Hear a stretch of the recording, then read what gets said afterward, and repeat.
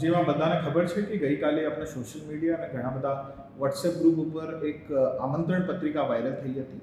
આમંત્રણ પત્રિકામાં મોટે ભાગે એવું લખ્યું હતું કે એક માસ પાર્ટિસિપેશન એટલે કે એક જાહેર આમંત્રણ આપવામાં આવેલ હતું. જો આપણા ગીર અભયારણ્ય છે, ગીર વાઇલ્ડ લાઈફ સેન્ચ્યુરી છે, એમના અંડર આપણા એક નેસ આવે છે, એક નેહડો આવે છે. આ નેહડામાં કોઈ પણ મોટો પ્રોગ્રામ થાય છે એવું આમંત્રણ પત્રિકામાં લખ્યું હતું. ગીર પૂર વન વિભાગને જ્યારે આ વસ્તુની ખબર પડી અને તાત્કાલિક એમના ઉપર પગલાં લેવામાં આવ્યા હતા. જો માણસ અને જો ઓર્ગેનાઇઝર એમના હતા એમના નોટિસ આપવામાં આવ્યા હતા અને એમનો જવાબ લેવામાં આવ્યો હતો.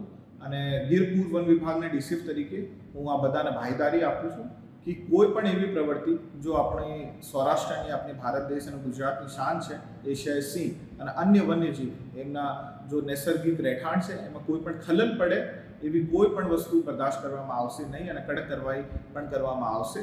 અને એમના માટે ગીર પૂર વન વિભાગ પ્રતિબદ્ધ છે.